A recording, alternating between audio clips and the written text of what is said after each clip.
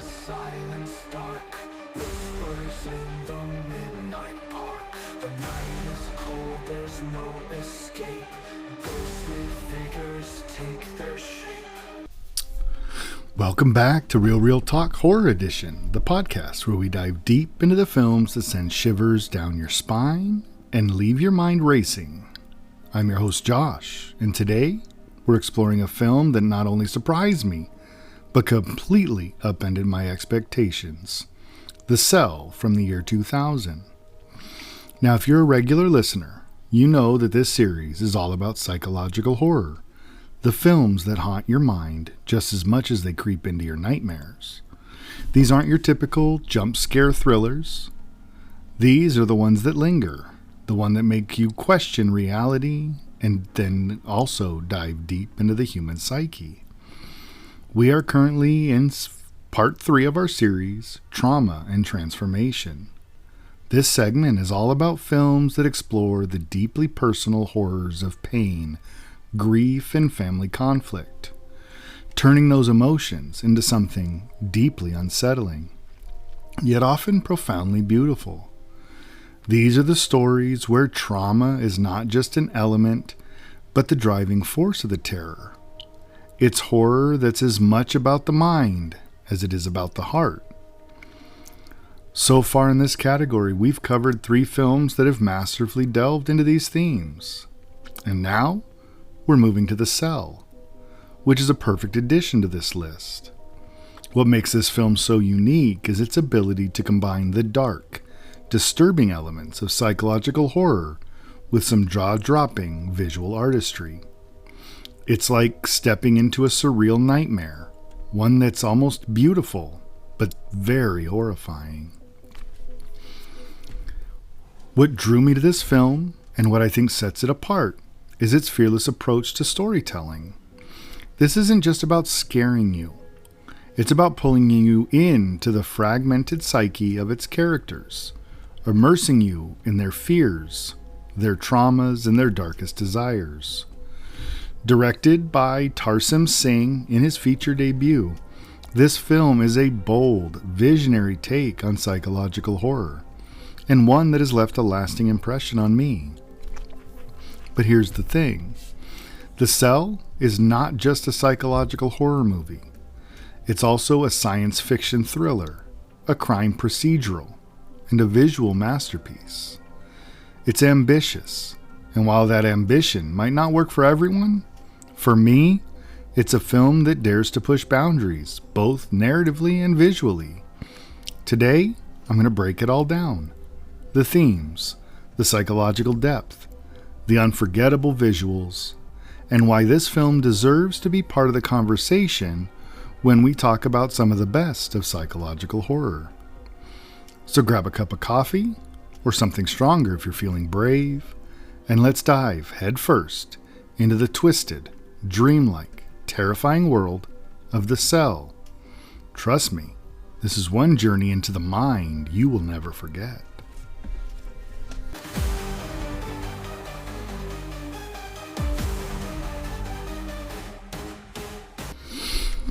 The Cell is a fascinating hybrid of psychological horror and science fiction.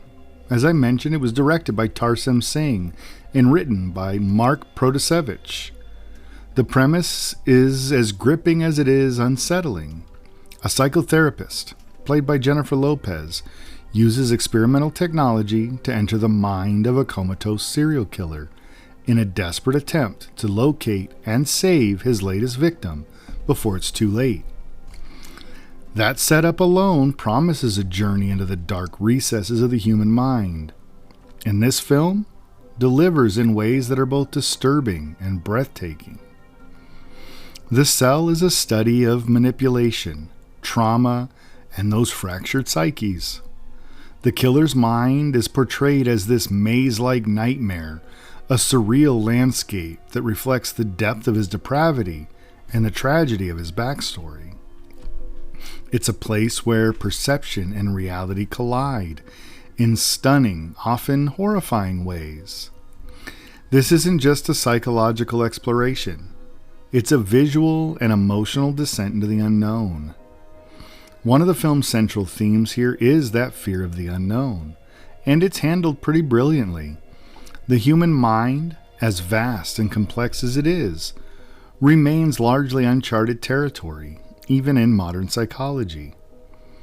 The Cell takes that concept and runs with it, crafting a dreamscape that is both alien and personal. It taps into our primal fear of being lost, not in physical space, but in a psychological one, where the rules of reality no longer apply. For Catherine Dean, played by Jennifer Lopez, entering the killer's mind is not just a mission, it's a psychological and moral battle. She's not just navigating his memories and fears, she's confronting the essence of evil and its roots in trauma. The interplay between Catherine and the killer, Carl Stargher, played by Vincent D'Onofrio, is the film's emotional and psychological core. Stargher is both victim and villain, a child scarred by unspeakable abuse, and a man who channels his pain into horrifying acts. This duality is what makes The Cell, for me, so compelling. It doesn't excuse Stargher's actions, but forces us to confront the question of how much of what we are is shaped by the trauma we endure. Catherine, as the psychotherapist, is uniquely positioned to wrestle with this question. Her empathy is her strength, but it's also her vulnerability. As she ventures deeper into Stargher's psyche, she risks losing herself in his darkness. And the narrative also plays with the idea of perception versus reality. Within Stargher's mind, the lines between what's real and what's imagined blur constantly. The visuals in these sequences are stunning, but there really is more than just eye candy. They're a reflection of the psychological tension at the heart of the story. Catherine has to decipher what is symbolic, what is memory, and what is pure fantasy. And each step forward feels like peeling back another layer of a fractured mind, revealing the pain, the fear, and the rage that drive Stargher's actions. And I think there's another fascinating aspect is how the film portrays manipulation and control. In the real world, Stargher exerts power over his victims, but within his mind, he's both the ruler and the prisoner of his own twisted kingdom. The psychological interplay between Catherine and Stargher becomes really a battle of wills. She's there to uncover the truth and to save a life, but she's also fighting to maintain her own sense of self in this world that's designed to consume her. Something I found particularly striking, though, is how the film doesn't shy away from exploring Catherine's own vulnerabilities. Her journey into Stargher's mind isn't just a professional mission. It's deeply personal to her. The trauma she encounters in his psyche really forces her to confront her own fears and insecurities. And it makes her more nuanced and relatable as a character, and it raises the stakes of the story. The Cell ends up being a film that challenges the audience. It challenges us to think about the nature of evil, the impact of trauma, and just how resilient is the human mind. It's a psychological horror movie that doesn't just scare you. It makes you reflect on the darker aspects of human nature. And for me, that makes it a standout in the genre.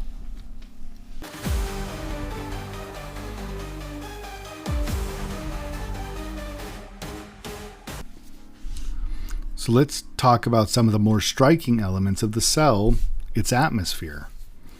If there's something that this film truly excels at, it's crafting that environment that pulls you in.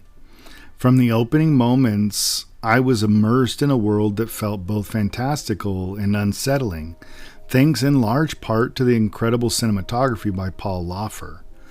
Laufer's work here is jaw-dropping. These surreal landscapes within Stargher's subconscious are the ultimate, they're the pinnacle of visual storytelling, especially for this time. Each frame feels like a living, breathing piece of art, and the influences are impossible to ignore. I mean, it's as if Salvador Dali's dreamscapes were fused with Hieronymus Bosch's visions of hell and injected with a dose of modern psychological horror. I mean, the result is a world that is beautiful but menacing. I mean, take for instance the sequences where Catherine navigates Stargher's mind. The visuals are vibrant and otherworldly, but they're tinged with a darkness that keeps you on edge. A giant golden chamber morphs into a suffocating crimson-hued dungeon. An eerie field of disembodied dolls gives way to a grotesque throne room where Stargher reigns supreme. These transitions aren't just visually stunning, I mean, they're thematically rich, reflecting the fractured and deeply tormented nature of Stargher's psyche. And I think something that makes this even more powerful is how the visuals serve the story. Because they're not just there to dazzle us, I mean, they're deeply tied to the characters and their physical journeys. Each setting within Stargher's mind is a manifestation of his trauma, his desires, and his fears. And as Catherine moves through these spaces, she's not just exploring his subconscious, I mean, she's unraveling the twisted layers of his humanity piece by piece. And then there's the music, a name we've mentioned in a couple of episodes at this point, Howard Shore, and his score is a work of genius. Shore, who's known for his ability to create hauntingly atmospheric compositions, delivers a soundtrack that perfectly complements the film's visuals. The music doesn't just underscore the action, it amplifies the emotion and the psychological weight of each scene. During the quieter moments, the score is subtle and introspective, and it draws us into Catherine's uncertainty and vulnerability. But when the tension ratchets up, the music becomes a force of its own, swelling, discordant, spine-chilling. A standout moment for me is during Catherine's encounter with Stargher's godlike persona. The music here feels almost operatic. It adds this layer of grandeur to the horror unfolding in front of us. And then the setting itself deserves its own spotlight, because in The Cell, the setting is more than a backdrop. Most of the film takes place within the killer's subconscious, which is this dreamlike world that's as much a reflection of Stargher's mind as it is a battleground for Catherine's survival. And I think the setting is so effective because of the duality. I mean, on the surface, it is a fantastical, mythological realm. It's filled with surreal beauty and wonder. But lurking beneath that beauty is something deeply unsettling. There's a sense of danger that's hard to shake. And this dichotomy really mirrors Stargher himself. A man whose outward actions are monstrous, but whose inner world is shaped by pain and trauma. And this subconscious realm is where the film's psychological horror shines the brightest. The unpredictable nature of this dreamscape, and logic and reason are thrown out the window, and it keeps you constantly off balance. We never know what's lurking around the corner, and that unpredictability, I think, is key to the film's tension. Even the more grounded settings, like the sterile high-tech lab where Catherine's team operates, all play a vital role in establishing the tone. These moments remind us of the stakes and provide a stark contrast to the chaotic and visceral world of Stargher's mind. I think that's a brilliant juxtaposition that makes the transitions between reality and subconscious even more jarring. In many ways, The Cell is a film that lives and breathes atmosphere. Every visual, every note of the score, and every detail of the setting are working together to create an immersive experience that's equally mesmerizing and terrifying. I think that's a testament to the power of tone in psychological horror. How that right combination of visuals, music, and setting can really elevate a film from merely good to just shy of great. For me, the atmosphere is one of the greatest strengths. It's what makes the film stick with me. I wasn't just watching a story unfold. I was stepping into a world that felt alive. And if you're anything like me, it's a world you won't forget anytime soon.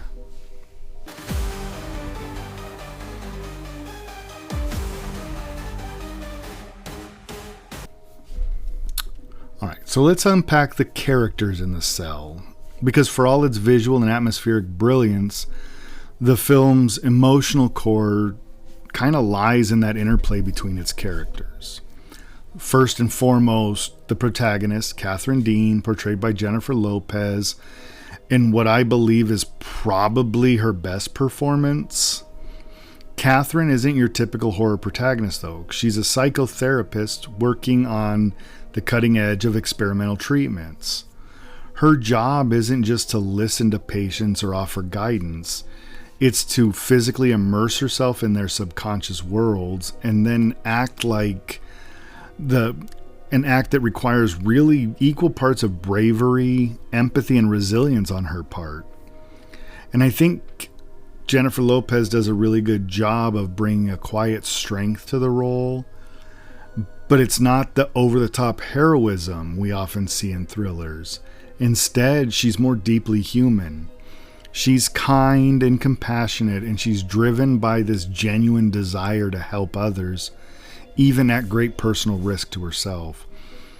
However, beneath that courage lies this fragile side, and as she enters the dark and twisted mind of Carl Stargher, you can see her grappling with self-doubt and fear. She questions whether she has the strength to face the horrors lurking in his subconscious and whether she'll be able to return to reality unscathed. Catherine's journey ends up not being just about saving the killer's latest victim. It's also about confronting her own limits and discovering just how far she's willing to go to save someone she's never met. And that inner conflict, I think, adds layers to her character, and it makes her someone you can't help but root for. Then there's Carl Stargher, played, like I said, by Vincent D'Onofrio, in a performance that's both terrifying and tragic. I mean, Stargher is, without question, he's a monster. He's a sadistic serial killer whose crimes are unspeakably horrific. But I think what sets him apart from the typical horror antagonist is the film's exploration of his psyche. D'Onofrio is able to capture the duality of Stargher's character. On one hand, he's an unrepentant predator, reveling in the control and the suffering he inflicts on his victims. But on the other hand, the film gives us glimpses of the child he once was, broken, abused, and scarred by a lifetime of trauma. This doesn't excuse his actions, of course, but it does add a layer of complexity that makes him more than just a one-dimensional villain. And another haunting aspect, at least for me, is how The Cell uses Stargher's subconscious to reveal the roots of his monstrous behavior. Within his mind, we see a terrifying, godlike version of himself, a manifestation of his need for control and power. But we also see moments of vulnerability, like when we see his younger self cowering in fear or enduring unimaginable abuse. And these juxtapositions make him a compelling protagonist or antagonist. He's a product of his trauma and someone who has allowed that trauma to consume and define him. And D'Onofrio's physicality in the role is worth noting as well.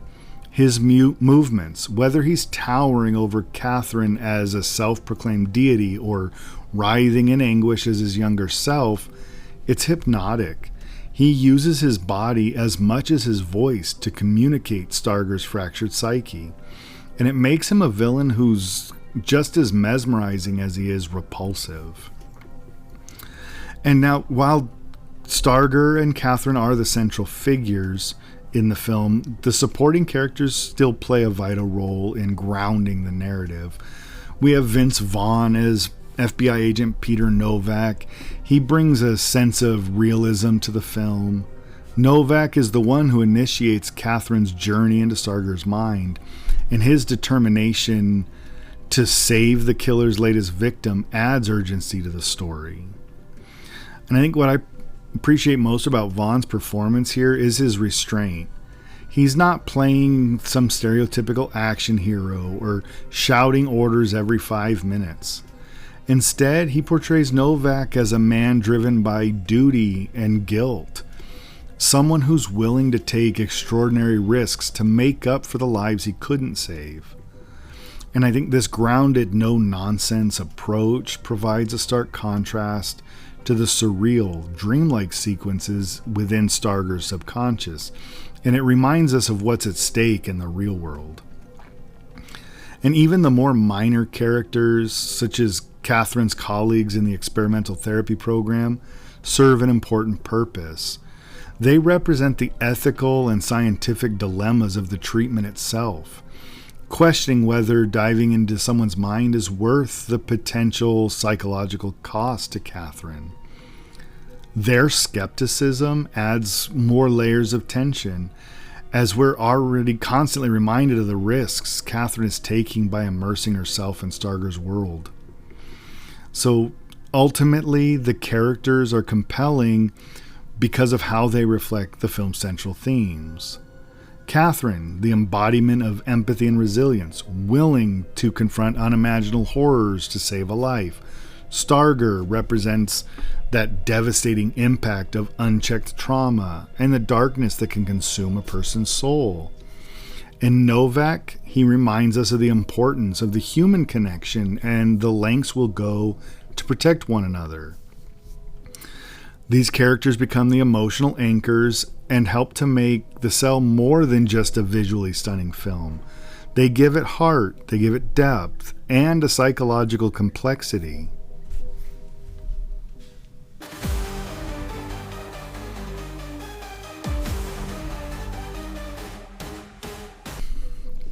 Now let's take a moment to look at probably where The Cell has the richest aspects, and that's its use of symbolism and subtext. Because this film is weaving this tapestry of visuals and thematic elements that demand a closer look. First, one of the striking symbols in the film is water, and it appears repeatedly in various forms. On the surface, water represents life, renewal, and transformation. It's essential and purifying. But in The Cell, it takes on a dual role. In some moments, it evokes serenity, like Catherine's ethereal, almost womb-like descent into Stargher's mind. In others, it's suffocating and oppressive, symbolizing the overwhelming weight of trauma.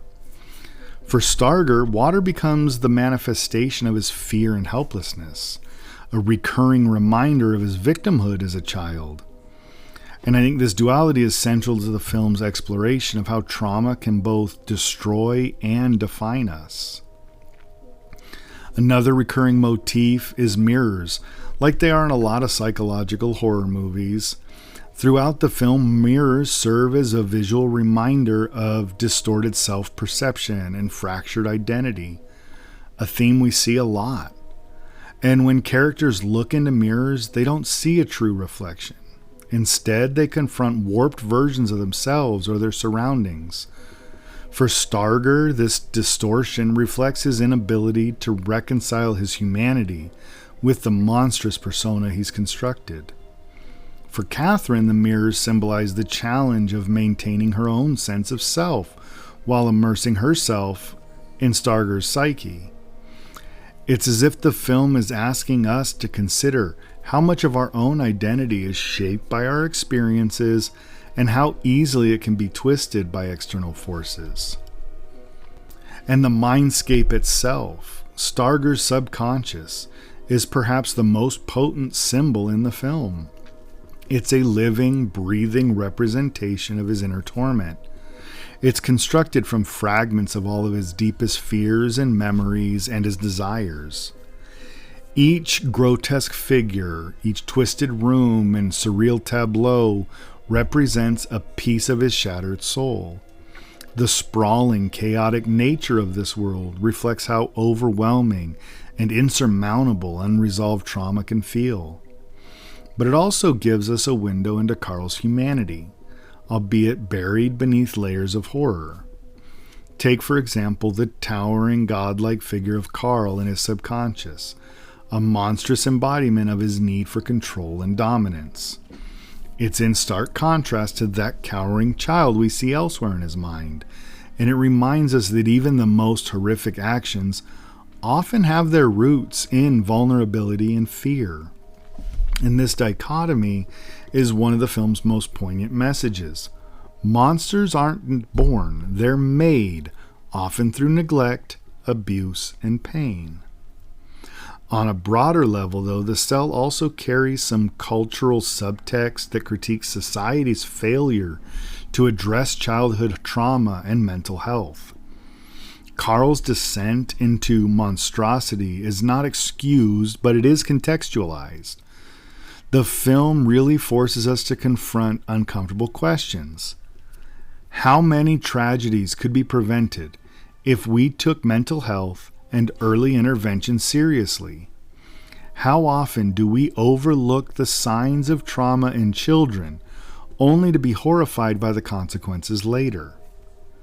The visual metaphors in The Cell are unrelenting in their commentary on these issues.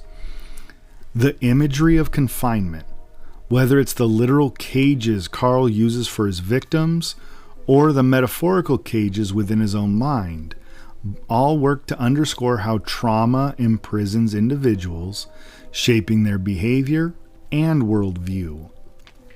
Even the stark contrast between the sterile, clinical environment of the real world and the vibrant chaos of Carl's mind speaks volumes. It's like as if the film is suggesting that the structures we've built to understand and treat mental illness are inadequate. When faced with the complexity of the human psyche, and then another layer of subtext lies in the way the film portrays Catherine's journey into Carl's subconscious. Her role isn't just that of rescuer. She's a mediator. She's navigating the space between the light of understanding and the darkness of despair. In a way, she symbolizes the potential for healing and redemption, even in the face of unspeakable horror.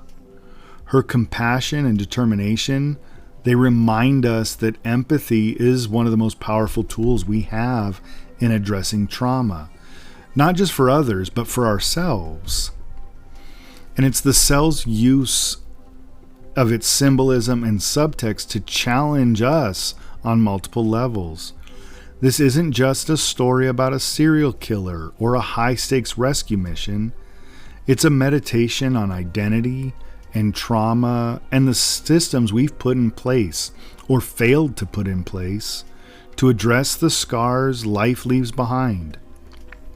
It's asking us to consider what lies beneath the surface, both in the characters on screen and in ourselves.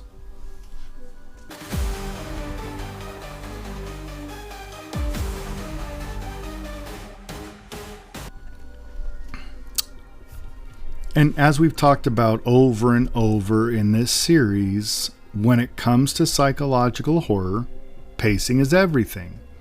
And I think The Cell delivers this pretty well. The film's pacing is deliberate and methodical, and that's essential for this kind of story. This isn't a film that really bombards you with constant jump scares or frantic action. There is some of that, but instead it takes its time to immerse us in its world, both the real one and the surreal one within the depths of Stargher's subconscious. And the gradual buildup of tension, that's one of the film's great strengths. From the moment Catherine agrees to enter Carl's mind, we're thrust into this emotional roller coaster. But rather than plunging headfirst into chaos, the story takes a more measured approach. It eases us into the dreamlike landscapes and the unsettling imagery.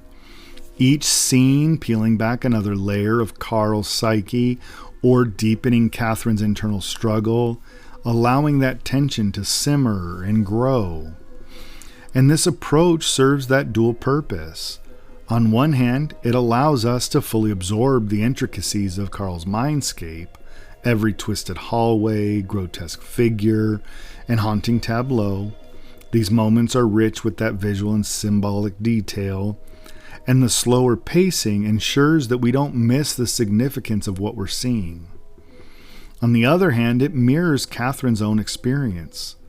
She is cautiously navigating a world where every step could lead to danger, and as viewers, we feel that same sense of trepidation. And the plot twists in The Cell are another really well done element. They're handled with restraint. Rather than shocking for the sake of it, these twists are carefully woven into the narrative.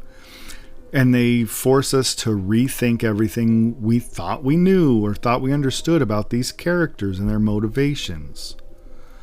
I think one of the more unsettling questions the film poses is who truly holds the power in the dreamscape? Is it the intruder, Catherine, or is it the host, Carl? I think this dynamic helps keep us on edge when we're watching. Just when you think Catherine has the upper hand, the tables turn and the balance of control shifts in really unexpected ways. Another effective twist lies in how it handles Carl's character. As the story is progressing, we're confronted with glimpses of Carl's humanity buried beneath this layer of monstrous actions. These moments are deeply unsettling, not because they excuse his behavior, but because they force you to empathize with someone you would rather see as pure evil. This moral complexity adds another layer to the psychological tension, and as we wrestle with conflicting emotions about a character who is both a victim and a perpetrator. And then there's that ending, a haunting blend of resolution and ambiguity. Without giving too much away, The Cell doesn't wrap everything up in a neat, tidy bow. It does offer a sense of closure for certain plot threads, but it leaves you with a lingering sense of unease, the kind that sticks with us.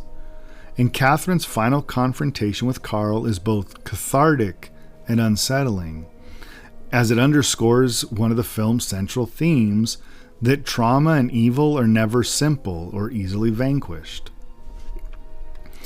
I think something that I find effective about this ending is how it reflects the film's dual nature.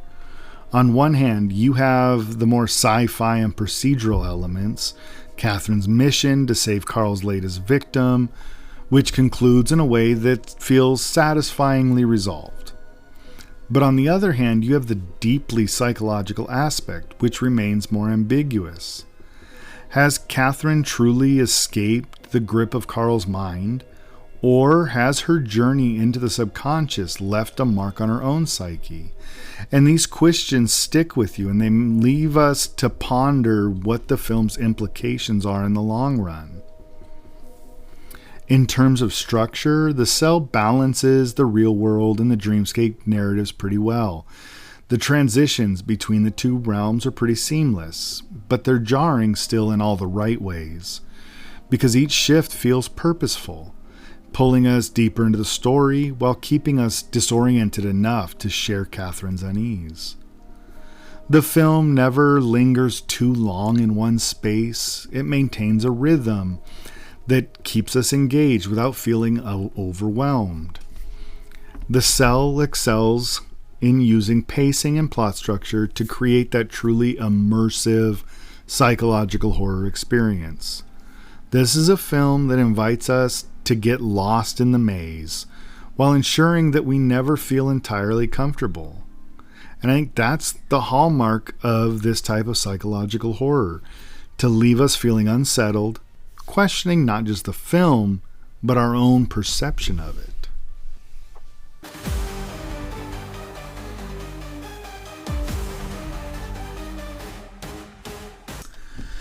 Now, when The Cell hit theaters in 2000, it sparked some pretty intense debate among audiences and critics alike.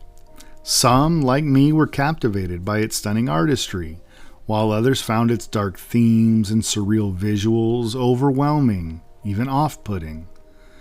This polarization, I think, is a hallmark of truly bold filmmaking. When a movie dares to push boundaries and challenge viewers, it's bound to elicit strong reactions.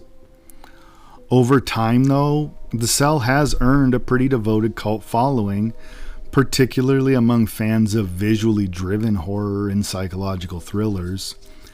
This is a film that rewards those repeat viewings, as each return to the world reveals new layers of meaning and detail. The initial divisiveness has given way to a broader appreciation for its ambition and innovation. Today, it's often hailed as a groundbreaking entry in the new era of psychological horror genre, praised not just for the daring aesthetic, but also for the way it grapples with complex themes of trauma, morality, and the human psyche. One of the reasons The Cell remains this impactful is its influence on later works of art and media. You can see its fingerprints in films like Inception, which takes a similarly intricate approach to exploring the mind's maze-like depth, albeit with a more action-oriented bent. Even shows like Black Mirror or a debt here to The Cell, particularly in their ability to blend haunting, psychological concepts with striking, sometimes surreal visuals. The idea of visually representing the abstract workings of the mind, whether through the medium of dreams, memories, or digital consciousness, has become a recurring theme in modern storytelling. And The Cell was undeniably ahead of its time in this regard. Beyond its thematic and stylistic influence, The Cell also paved the way for a new kind of genre filmmaking, one that bridges the gap between horror and high art. Singh's bold direction, his use of color, composition, and costume design helped elevate what could have easily been a straightforward psychological thriller into this visually stunning experience that feels like I'm in a moving painting as much as I'm in a film. And this approach has inspired a new generation of filmmakers, I think, to think beyond conventional storytelling and embrace the potential of cinema as a truly immersive art form. And I think something that I found particularly fascinating, especially now looking back, is how The Cell serves as a time capsule for the early 2000s. Its blend of CGI effects, practical design, and experimental cinematography reflects a transitional period in filmmaking, one where technology was opening up new possibilities, but storytelling remained deeply rooted in human emotion. Unlike some of the early CGI-heavy films that feel dated today, The Cell still holds up remarkably well, largely because those visuals are grounded in the unique vision of its director. And then there's the cultural impact of The Cell's themes. In a world that is increasingly attuned to discussions about mental health, trauma, and empathy, the film's exploration of these ideas really feels more relevant than ever. Carl Stargher's story, though horrific, forces us to confront uncomfortable truths about the lasting impact of childhood abuse and the societal failures that allow cycles of violence to continue.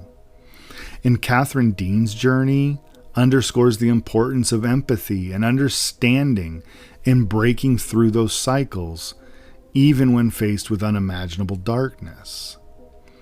For all its polarizing qualities, The Cell has carved out a unique place in the horror canon.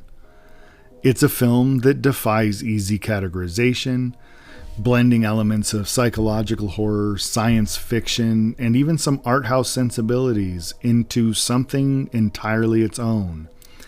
This is a movie that you experience, and if you allow it, it'll stick with you. Its legacy lies in the ability to provoke. So whether you're drawn in by its haunting visuals, compelled by its psychological depth, or just unsettled by its dark theme, The film will leave an impression that is nearly impossible to shake. And I think that's what great horror is supposed to do.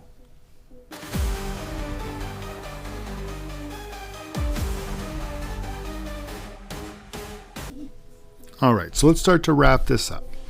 The Cell is one of those rare films that dares to blur the lines between psychological horror and visual art. It's an experience, a journey into the uncharted territories of the human mind. Its strengths are undeniable, the stunning imagery, the compelling performances, and its unflinching willingness to dive into the darker recesses of trauma and evil. Now, let's address the elephant in the room, or rather the troll on the internet. Yes, someone actually called me an edgelord for saying I enjoyed this film. I'm old, I didn't know what that meant, I had to look it up, and apparently it's a term for someone who tries too hard to seem edgy or provocative. First of all, thank you, random internet critic, for keeping me humble. Secondly, if appreciating a film that challenges conventions and embraces its darker themes make me an edgelord, then so be it. Call me King Edgelord, I'll wear the crown proudly. But jokes aside, The Cell is more than just dark for the sake of being dark. It's about confronting fears, examining the effects of trauma, and pushing the boundaries of what storytelling can achieve. Yes, it's intense, and yes, it's deeply unsettling at times, but that's precisely what makes it so impactful. This is a film that never shies away from its themes or sugarcoats its imagery. Of course, no movie is perfect, and The Cell does have its flaws. The narrative, as compelling as it is, occasionally takes a back seat to the visuals. There are moments when you wish the story had a bit more focus, or some of the characters were given more depth. For some viewers, the overwhelming style might come at the expense of emotional resonance. I can understand that criticism, even if I personally feel like the visuals are more than compensatory for any narrative shortcomings. But despite these flaws, the film succeeds in immersing us in a nightmare world unlike anything else in cinema, especially at that time. Every frame feels meticulously crafted, like a piece of moving art. The performances, especially Jennifer Lopez and Vincent D'Onofrio, work to anchor the film with some genuine emotion and provide a human connection amidst these surreal landscapes. So where does that leave my final rating? For me, it's a solid 7 out of 10. It's not a perfect film, but it doesn't need to be. Its ambition, creativity, and boldness make it a standout in psychological horror genre. If you're a fan of movies that challenge your mind and dazzle your eyes, or if you want to see what happens when Salvador Dali meets Silence of the Lambs, then this is a must-watch. I'd encourage anyone to give it a try, whether you're drawn to the psychological depth, the visual innovation, or even just the curiosity of exploring something so unique. And to the trolls out there, thank you for reminding me that art is supposed to be divisive. That's how you know it's doing something right.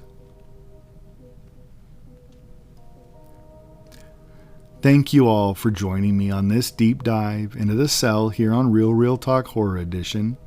It's always a pleasure exploring the dark, twisted, and often misunderstood corners of cinema with you. If you enjoyed today's episode, or even if you just like hearing me talk about movies that some might call edgelord material, don't forget to hit that subscribe button. Your support means the world to me and helps keep this podcast going strong. Now, if you're feeling inspired, why not leave a review on your favorite podcast platform? It's a simple way to let me know what you think, and it also helps other horror fans discover Real Talk. Plus, I genuinely just love reading your feedback, whether it's thoughtful praise or a gentle roasting of my movie picks. Trust me, I can take it. Mostly. I'd love to hear your thoughts on The Cell. Did you find it as visually stunning and psychologically haunting as I did? Or did it veer too far into style over substance for your taste? Head over to the social media Instagram, Threads, Blue Sky, I'm at Real Talk. Occasionally I'm on X at Real Talk Pod, or email therealrealtalk@gmail.com and share your take. And don't forget to tag me if you go on there so I can join in the conversation.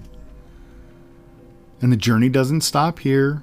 Next week, continuing part 3, Trauma and Transformation, we will be looking at 2004's Secret Window.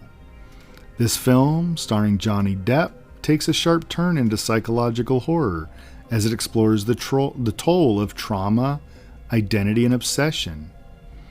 It's a tense and gripping story that I can't wait to break down with all of you. So mark your calendars, it'll be coming out in a couple days. Queue up the movie if you want to watch it before the episode drops. And get ready for another deep dive into the darker side of cinema. And in case you're new here, we drop new episodes at 10 a.m. Mountain Time every Tuesday and Friday. And occasionally, if I'm feeling spunky, I drop a random episode and just random times of random days because I just had something I wanted to say. Now, until next time, stay curious, stay bold, and keep exploring the unsettling, the thought-provoking, and the downright terrifying. Horror is more than just scares. It's a window into our fears, our dreams, and our humanity. Thanks again for tuning in, and I'll talk to you next time on Real Talk Horror Edition.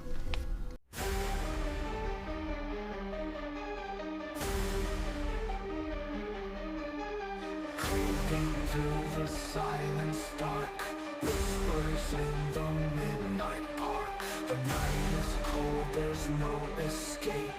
Ghostly figures take their shape.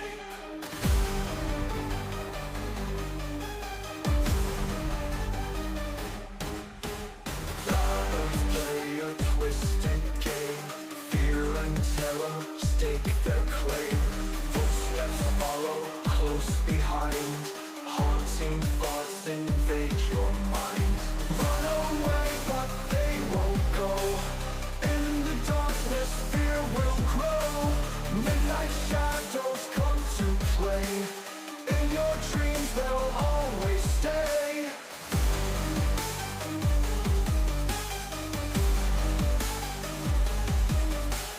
Windows rattle, doors they creak.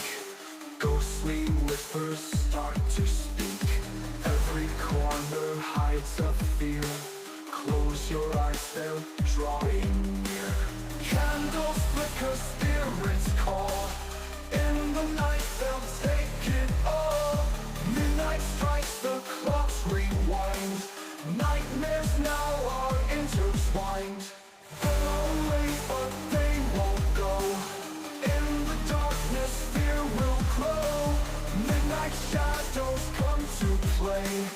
In your dreams, they'll always stay.